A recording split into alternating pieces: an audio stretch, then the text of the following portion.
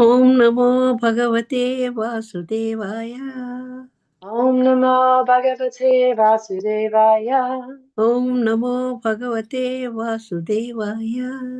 Om Namo Bhagavate Vasudevaya. ॐ नमो भगवते वासुदेवाय।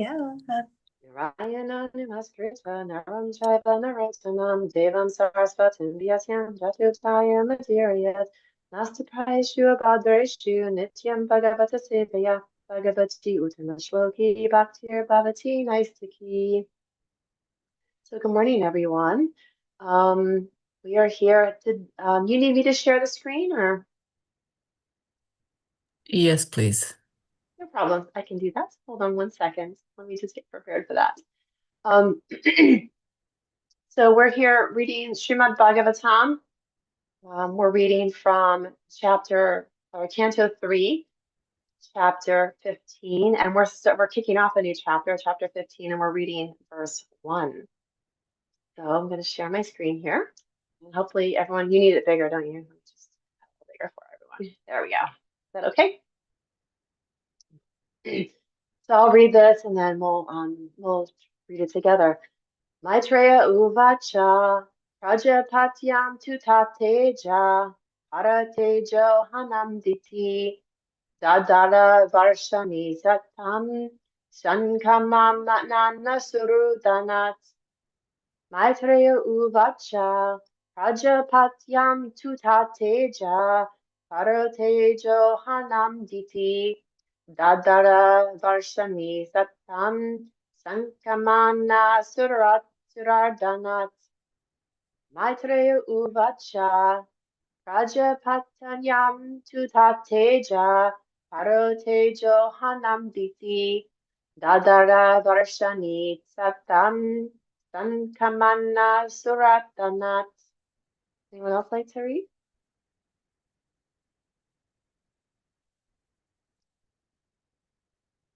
Hare Krishna.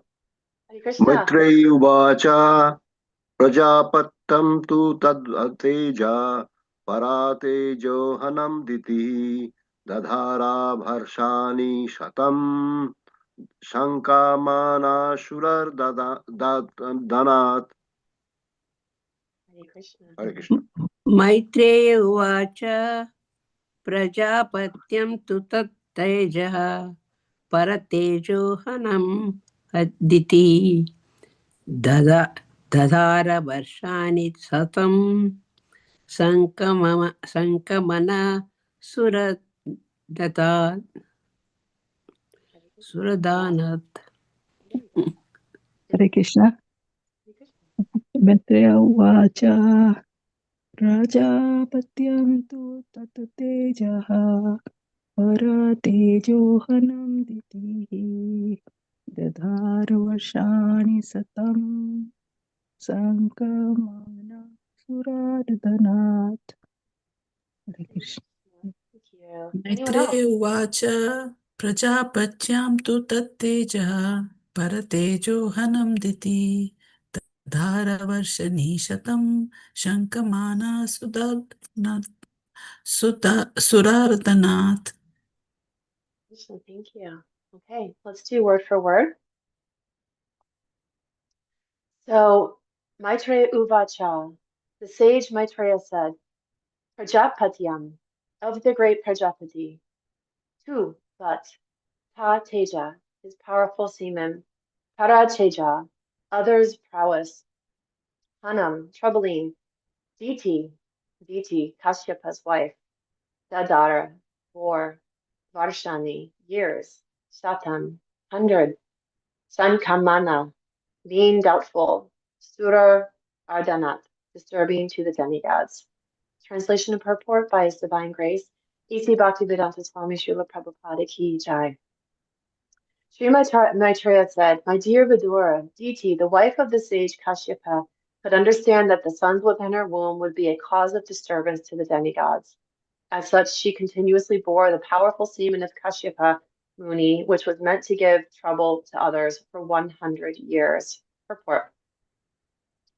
The great sage Maitreya was explaining to Vidura the activities of the demigods, including Lord Brahma. When Diti heard from her husband that the sons she bore within her abdomen would be causes of disturbances to the demigods, she was not very happy. There are two classes of men, devotees and non-devotees. Non-devotees are called demons, and devotees are called demigods. No sane man or woman can tolerate the non-devotees giving trouble to devotees. Diti, therefore, was reluctant to give birth to her babies. She waited for 100 years so that at least she could save the demigods from the disturbance for that period. Sri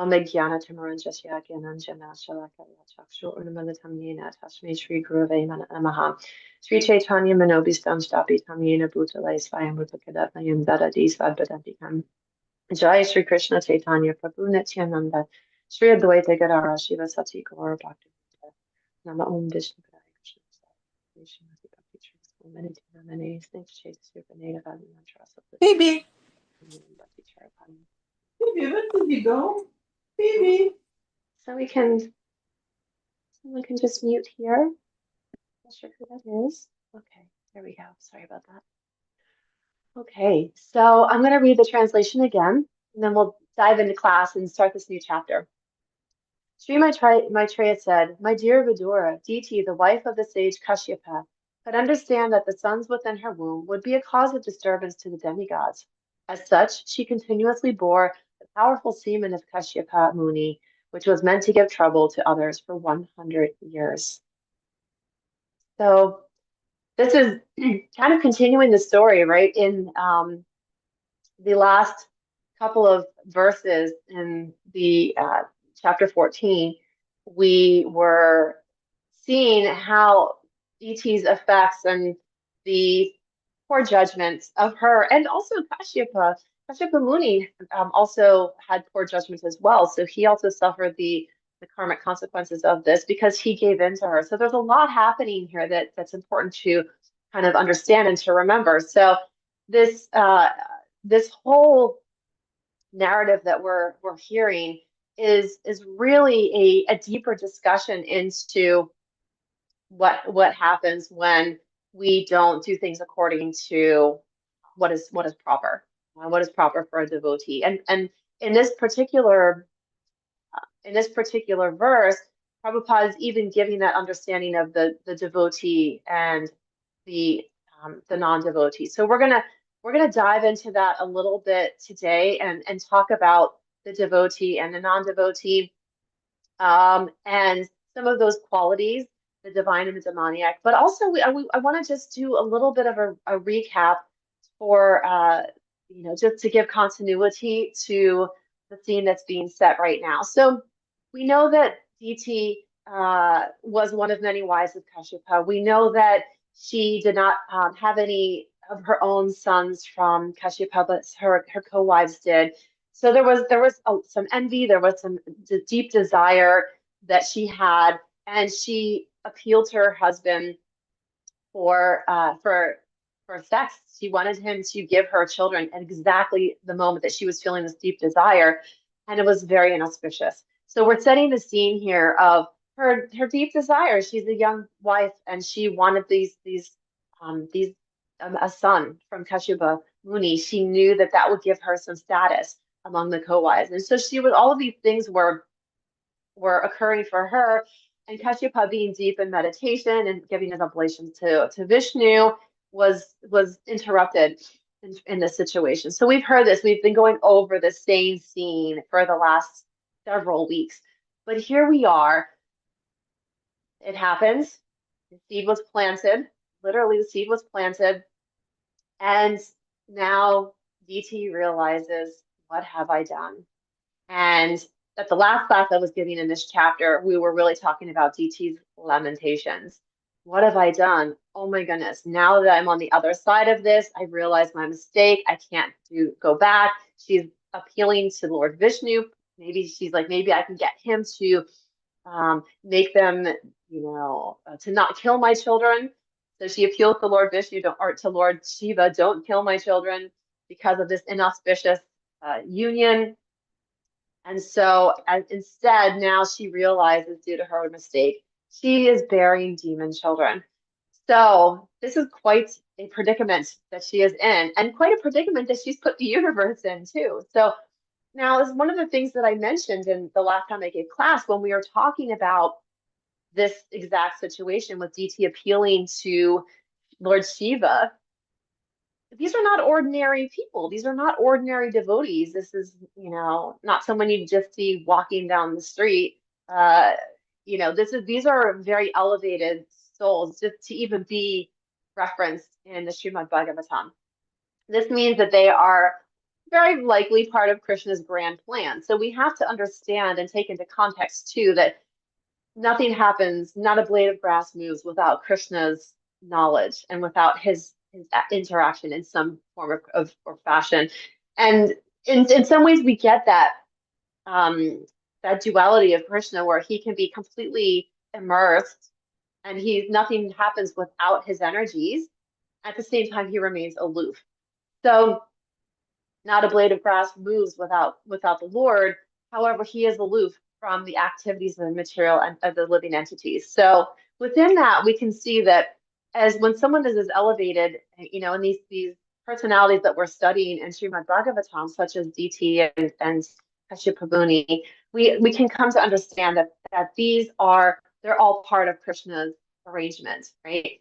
So Krishna creates these situations to carry out certain pastimes. So this is the birth of the demons, getting to the further down the road, the Jaya Vijay. So we know that there's things to come, but things have to happen in the beginning. Just like King Parikshit, he was a wonderful king, a great devotee, but in that moment he lost his sense of the right thing to do and put a dead snake around the Muni that was meditating, and the Muni's son was cursed Parikshit to be killed in 7 days by a bite from a snake bird. So, but then as a result, King Parikshit was then able to receive Srimad Bhagavatam. So we know that nothing happens just for no reason. So these are things that are occurring to give us something else. So now we've kind of got caught up, right? So now we understand hopefully a little bit about what's happening, maybe why this is happening, and we have a lot of takeaways from this too. So not only is this occurring to carry out certain future pastimes, it's also giving us a lot of things that we can take away in terms of lessons. So today we are really going to be understanding and diving into why is DT holding on to these, she's holding them in her womb. She's holding them in her womb for 100 years in order to prevent the incoming disturbance and destruction that will be occurring as a result of the birth of her two sons. So when her sons are born, we know that Hiranya and Hiranyakashipu, they're just this bad demons, and they're just out doing their thing, and so she knows what's to come. So she's holding on to the sun, she's holding on to the seed and the semen, and this is something that we can even dive into Bhagavad Gita 3:18. And Bhagavad Gita 3:18 talks about the covering over and the embryo covered in the womb. And I wanted to, when I was reading this, it drew me right to this verse for a moment because I was thinking of the covering over. And during those 100 years, the universe is covered over in darkness. And it's really taking us to this verse, at least in my mind, it's bringing us to this verse. As a fire is covered by smoke, as a mirror is covered by dust, or as the embryo is covered by the womb, the living entity is similarly covered over by degrees of lust. And so she's the embryo being covered over is and actually really coming into darkness. So we're seeing the darkness kind of coming over into the universe over the next 100 years. And then this is this foreboding situation. So she knows it, and she's doing everything she can at this point to try and prevent the imminent future, right? To prevent the outcome that is already ordained, right? And so I want to take us to the section in Bhagavad Gita, the divine and demoniac. And so here we're going to first go into the divine qualities, because we're seeing that she's trying to prevent disturbance to the Suras. And so she's trying to prevent the demigods from getting disturbed. And what are some of those qualities of the demigods?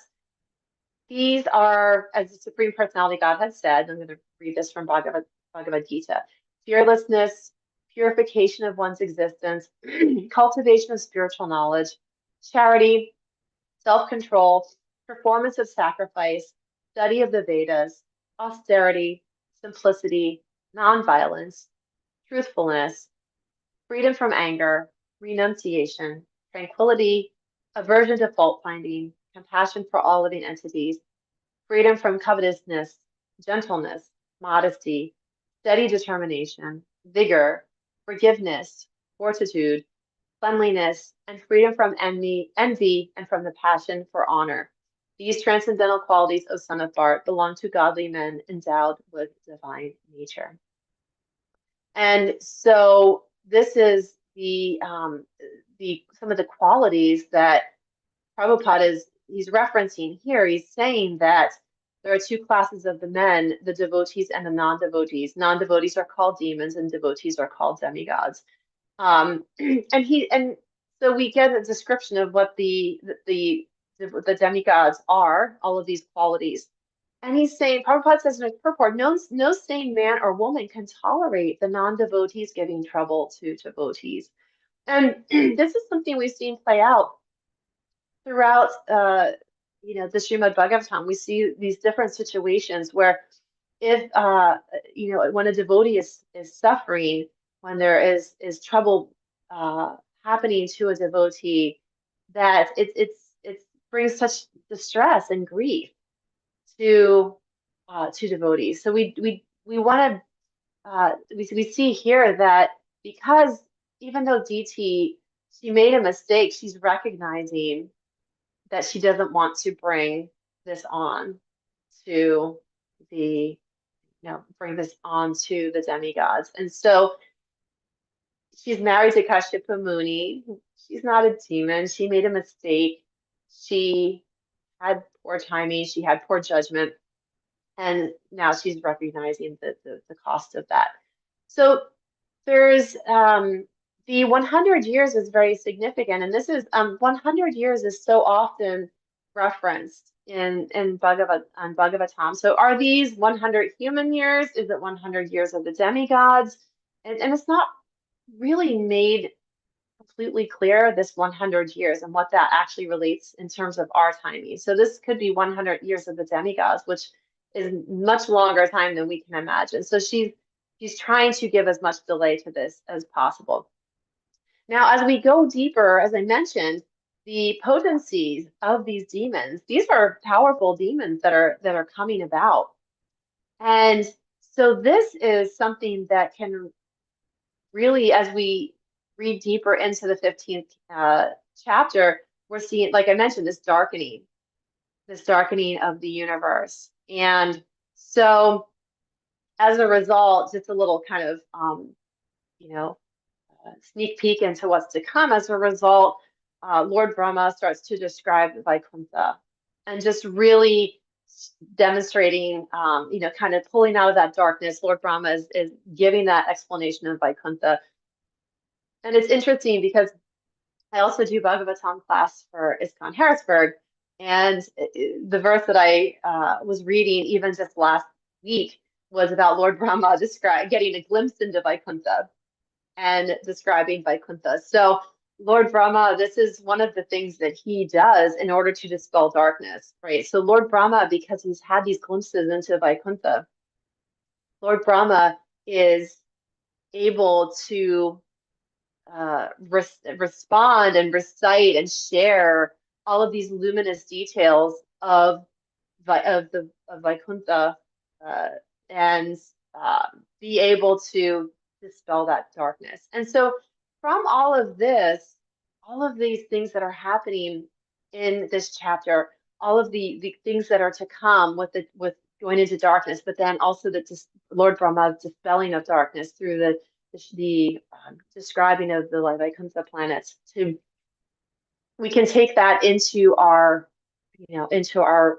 daily practice, and we can see, so what brings us into darkness, right? What keeps us covered over? What's what are these qualities? So let's look at the demoniac qualities a little bit, because it's interesting, and we learn so much about the divine qualities in those first few chapters in the Bhagavad Gita. And then we learn about the demoniac nature. And it says, those who are demoniac do not know what is to be done and what is not to be done. Neither cleanliness nor proper behavior nor truth is found in them. They say that this world is unreal with no foundation, no God in control. They say it is produced of sex desire and has no cause other than lust. Following such conclusions, the demoniac who are lost to themselves and have no intelligence engage in unbeneficial, horrible works meant to destroy the world. So we're getting this insight into what Hiranya and Hiranyakashipu are going to be up to in 100 years. Taking shelter of insatiable lust and absorbed in the conceit of pride and false prestige, the demoniac, thus illusioned, are always sworn to unclean work, attracted by the impermanent. They believe that to gratify the senses is the prime necessity of human civilization. Thus, until the end of life, their anxiety is immeasurable. So it's interesting that, the demoniac actually have a greater anxiety. It's an anxiety over whether they are going to gratify their senses.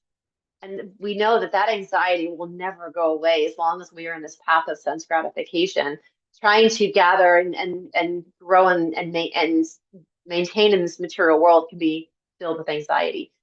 So bound by a network of hundreds of thousands of desires and absorbed in lust and anger, they secure money by illegal means for sense gratification. The demoniac person thinks, so much wealth do I have today, and I will gain more according to my schemes. So much is mine now, and it will increase in the future more and more. He is my enemy, and I have killed him, and my other enemies will also be killed. I am the Lord of everything. I am the enjoyer. I am perfect, powerful, and happy. I am the richest man, surrounded by aristocratic relatives. There is none so powerful and happy as I am. I shall perform sacrifices. I shall give some charity, and thus I shall enjoy. And this is where it can be really tricky too, because here it says, I shall perform sacrifices, I shall give some charity. Well, to an outsider that's not well versed in some of this, they might say, oh, well, that's a good person. They're doing sacrifices, they're giving some charity. Oh, that's really good. That's a good thing. However, we're looking at the intention of behind all of that is really it's constantly just taking more than they need.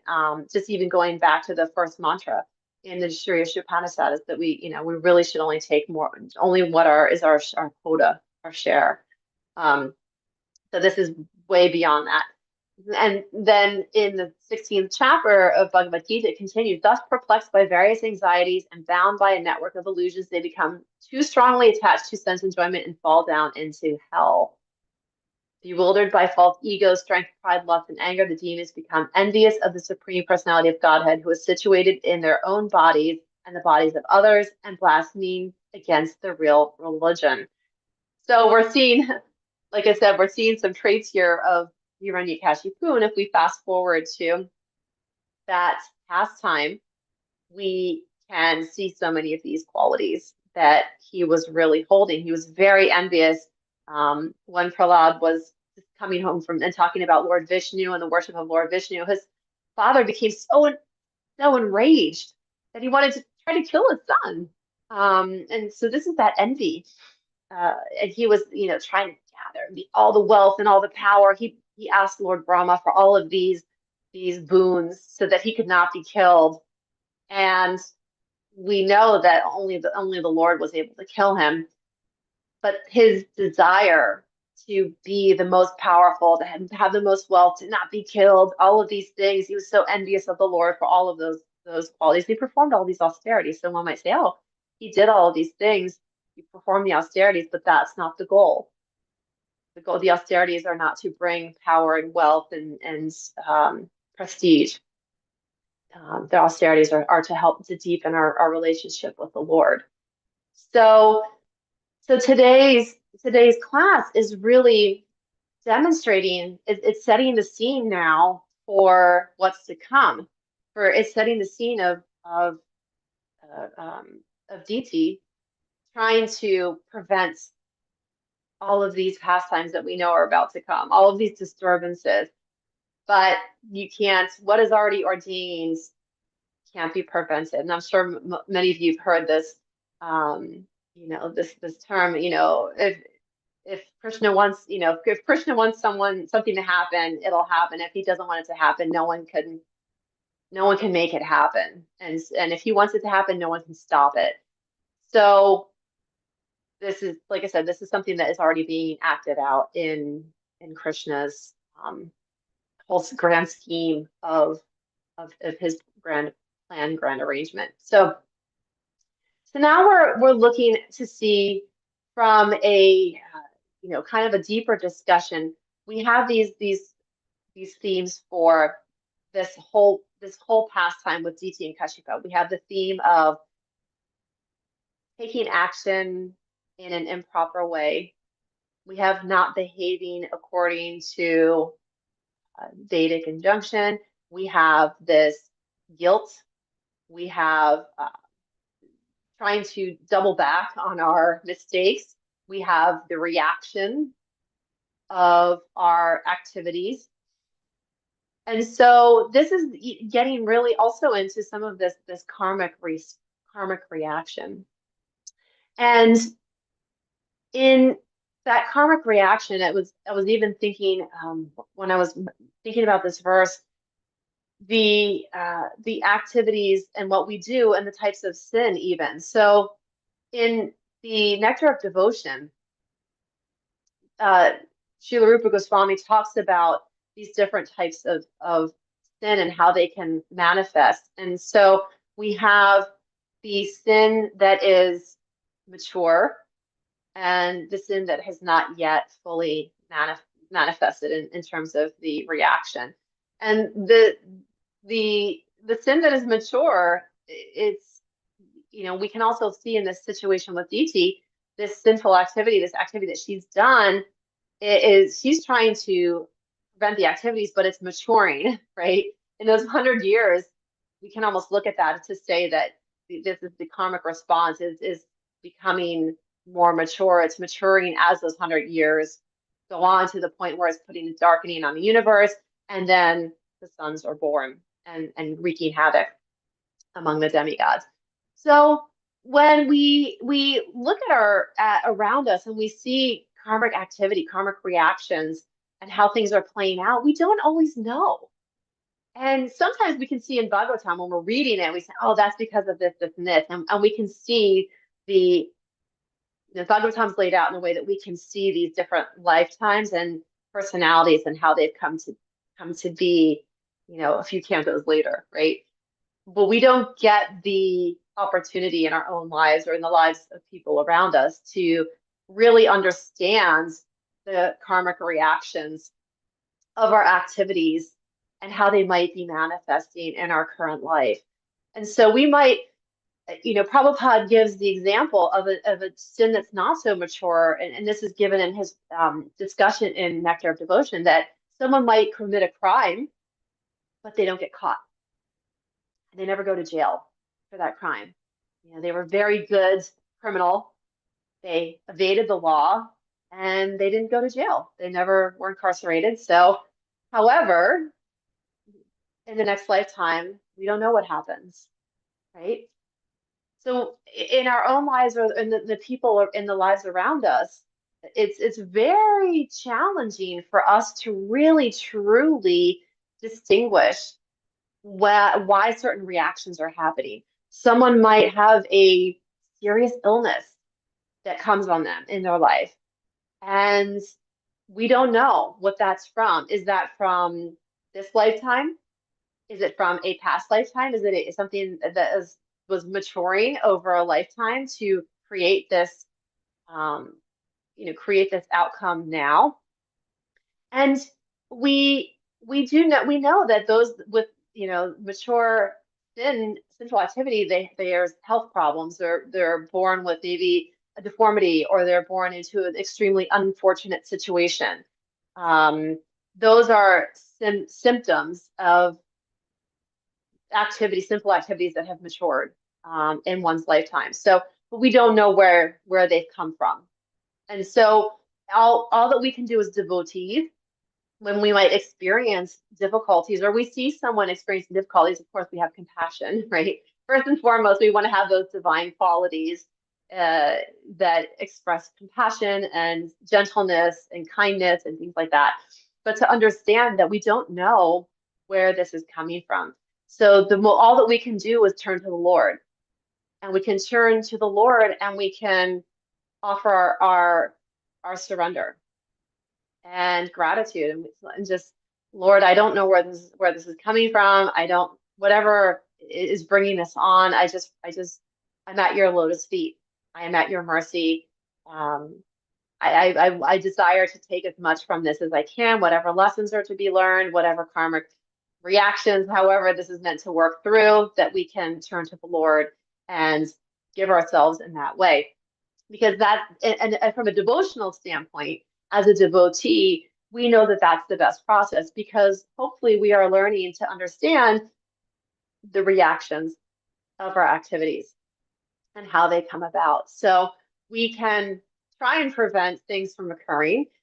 Even in astrology, I gave this example. I think I gave it in class, and I was definitely talking to someone about it recently, but I gave this example. I was listening to a Keshava Swami lecture not long ago, and he was giving the example of a devotee who was living in Mayapur, went to an astrologer, and the astrologer said, "Oh, in 3 months, you are going to have a fall down. You're going to leave your family for another woman, and it's going to be very bad." But he was living in Mayapur. 8 or 9 months went by, and the devotee, nothing happened. And he was doing worship in the temple and was very devotional with his family. And he went back to the astrologer and said, "You were wrong." And the astrologer said, "Wow." He's like, "Your Krishna, your God Krishna is taking very good care of you, because you're under his shelter. These reactions have not occurred. He's taking care of you." Now I'm going to pause there in this story, because if those of you who've heard this lecture already know the ending, but I'm going to pause there for a minute. So I'm telling this story because sometimes we might go to get astrology done, and to see what's to come. But as devotees, if we take shelter of the Lord, those aren't always guarantees. So when we are in a sincere relationship with Krishna, a sincere relationship, the karmic effects or the mature sins may not manifest as severely. May or may not, we don't know. But we're not in a relationship with Krishna to lessen our karmic reactions, right? It's not a transactional relationship. We're not appealing to the Lord, hoping that we don't have as bad of reactions for bad things that we've done. That's the whole confessional mentality, is that a lot of Catholics or Christians might do bad things during the week, and they go to church on Sunday, confess all their sins, and hope that they're free, right? We don't have that here. This is not the goal. What we are looking to do is get into a loving relationship with the Lord. And the side effect may or may not be that some of those reactions might be lessened. So this, going back to my story from Keshava Swami, this particular devotee, wherever his mood was, he was clearly in Mayapur and doing a lot of service, and visiting the deities daily, and doing arti and things like that. So he had a lot of devotional activities in his life. Suddenly, after he met with the astrologer, and the astrologer said, "Oh, your God Krishna is taking good care of you. He's preventing these karmic reactions." About a month later, he gets a new job. He gets a job offer in Europe, and he has to leave his family. While he's in Europe, he ends up meeting another woman, and has a break with his family. And there you go. So the karmic effect was delayed. So I'm telling that story just because our own behavior is very much dependent on how we, our choices, right? But there's also these karmic reactions so we have to stay in the shelter of the Lord. That's kind of the moral of the story. Stay in the shelter of the Lord. This is critical. And so going back to DT, she did take shelter of the Lord. She at least tried to take shelter of Lord Shiva, and she went to him and she appealed to him and she said, I you're my family. I respect you. You're my brother-in-law. Please save me. Please save me from this outcome. However, and we know that Lord Shiva is very, very forgiving in these situations. And so he didn't kill the children. He let them be born as demons. But this is not the right mood, right? DT was appealing to Lord Shiva in a way of like just begging him, like, please, do this for me. Please do this for me, which is pretty transactional. And it's also reminding us that this is not the mood that we want to approach the Lord in. We want to approach the Lord, like I said, purely from the place of devotion. Lord, what can I do for you? How can I serve you? How can I love you more? This is really the true bhakti. Bhakti is a devotional process, and the exchange is exchange of love. That is really the transaction we're looking for. It's just an exchange of love, purely. And so as soon as we get into this transactional relationship with the Lord of trying to lessen our karmic effects from activities that we've done and try and delay things, then we're getting into a darker place in a relationship with the Lord that may not be so beneficial for us in the long run. So I want to just kind of wrap up today's discussion and just see if there's any questions or any reflections for today. Yeah, like I said, I feel like this is this is the beginning, and I don't want to go too deep into the upcoming verses because, there's more to be discussed with those, and I want to leave those for the upcoming speakers. But I did want to really just try and do a quick review of where we've been and just set the scene a little bit for the upcoming chapter, which is really getting that bigger picture of what's to come with these two demons that will be born. So with that, like I said, I'm going to open it up for any questions, feedback, comments, corrections. Mr. Prabhu. Looks like you're muted. Hi, Bo. Thank you so Hi, much. Krishna. I really appreciate you taking the time to give class this morning. It's a greatly needed subject. What to be done, what is appropriate and not appropriate. I wanted to reflect on your statement regarding if it's done, Krishna allowed it to be done, or it's in some other veins of spirituality, his will.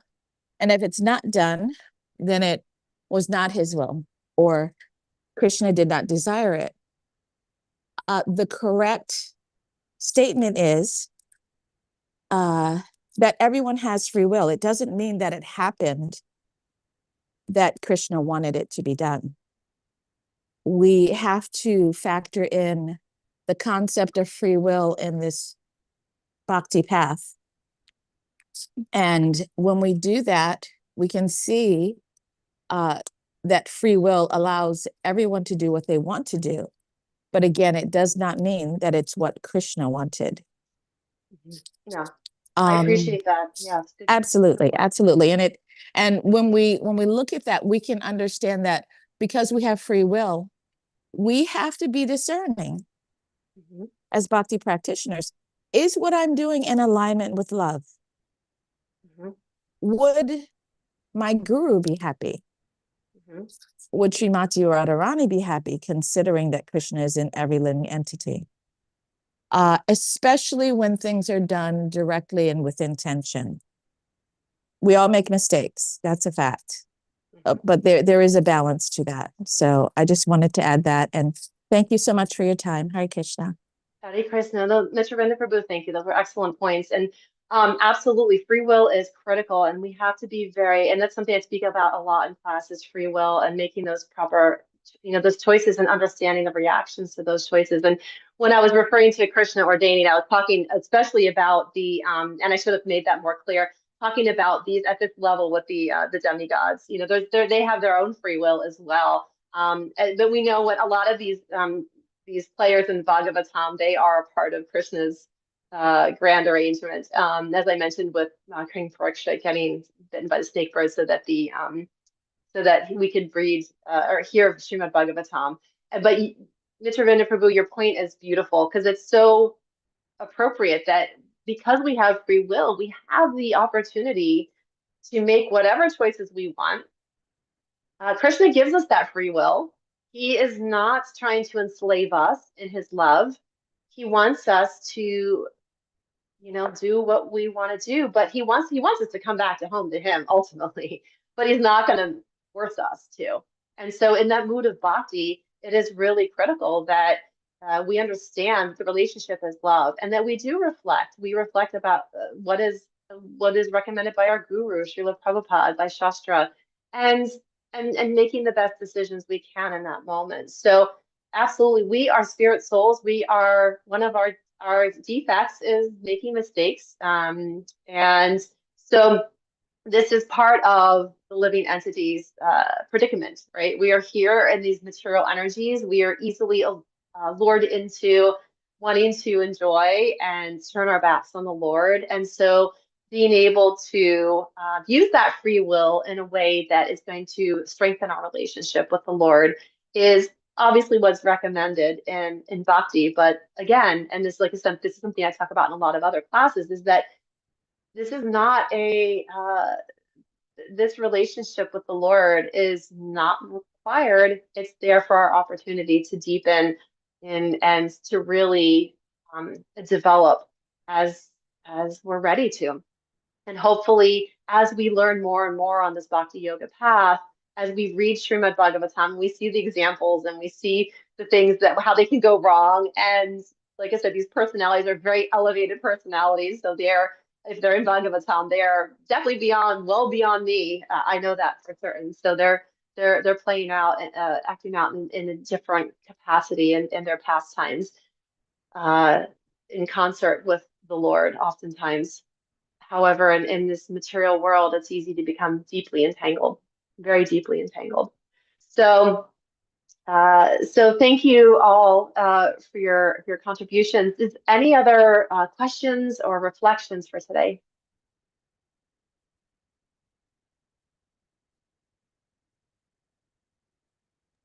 Thank you very much, Mataji. Yes. Yeah, like you said, we have free will. That doesn't mean that we should use it whatever we want.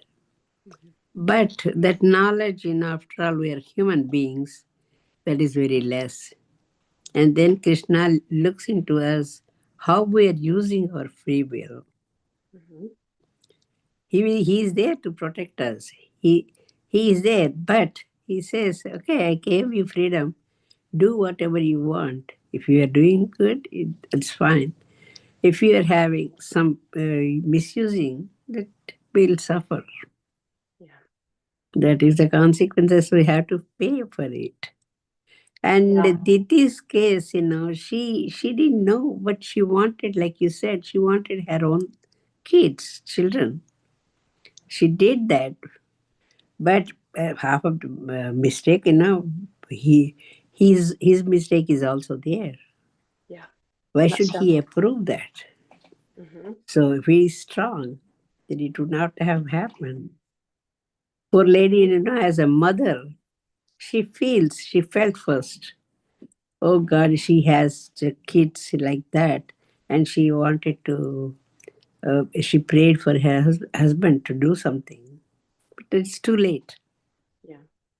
So Exactly. before it is too late, we have to correct ourselves. That is the main Exactly. lesson. Exactly. And that's why I wanted to give that example of the devotee that went to the astrologer, No. because the astrologer made a really good point. Oh, your Krishna is protecting you. Mhm. He was in his shelter, and as soon as he left, that Yeah, protection, he that, got right. The karmic effects were there. He got pulled in, and it just did not go well. So it is a lesson for us to always seek protection of that the is a Lord, so big to speak. lesson that we have. Always stay under the shelter of the Lord, for our own And protection. then there are the timings for anything, like she wanted in the evening. That is not correct itself, Exactly. actually. And those are the things we learn, but we shouldn't be. Anytime you want, you can go and sleep and you can have your own luxury thing. No, that is not the thing. There are timings are there. That's why our grandparents, my mother used to say, never sleep in the evening. If you Mm. feel like sleepy also, just try to control yourself for a Go for a little walk. while. Like that. And we don't know why she said like that. But these are the things at evening time. It's very bad for that. Yeah, Do the it is. spiritual thing. Yeah, That is the thing. And those are the things, when it is too late only we learn. yeah. Such good points. And so much, especially in the West, we don't learn these things. And That's right. so, No, and here and that's when I learned, but when we never used to do that when we were our childhood, because my mother used to scold like anything. No, if you are feeling sleepy, just control your sleep. Go exactly. to bed in the night. But Yeah, that's what I'm saying. If we tell my grandkids or somebody like that, oh, they sleep whenever they want. They take, and the another thing is they take head bath middle of the night and 10 o'clock, 11 o'clock, like that. That is very bad right. for us Yeah, it's because when terrible. something bad happens, only we take the shower like that. Mhm. Right. And we have to stay in we have to stay in shelter of the Lord. If we ever leave the shelter of the Lord, then we're, you know, That's but like Mr. Vinda said, it's free will, right? We do have that choice. I don't recommend it. that's right. It's not my But recommended path, taking but you can do shelter, whatever we you take, want. yeah. That's what, we do our duty, what we are supposed to do, and then pray for God. For God also, how many things He has to take care. He is very capable of doing everything, taking care of world and world people. But the only one thing I feel, God also, how many things He wants to take care. He has given you free will. That is enough, But we have to take care something too. Then only He will protect us. Yes, exactly. So Otherwise, we have to pay beautiful. for the We consequences. pay the That's it. consequences, and we might pay the consequences anyway, even if we're, but maybe they'll just be Yeah. less. So anyway, Thank you well, very much for nice class. Thank you very thank you much for for the nice class. discussion, everyone, today. Any other last points that anyone wants to make before we wrap up for the day? Okay, thank you. Vanchakalpa Tarubhishcha Sarvesya kripa sindhubhye cha patitanam Itinam pavanebhyo Papanebhyo Vaishnavebhyo Vaishnavebhyo namo Namo namaha. Namaha. Everyone have a wonderful day.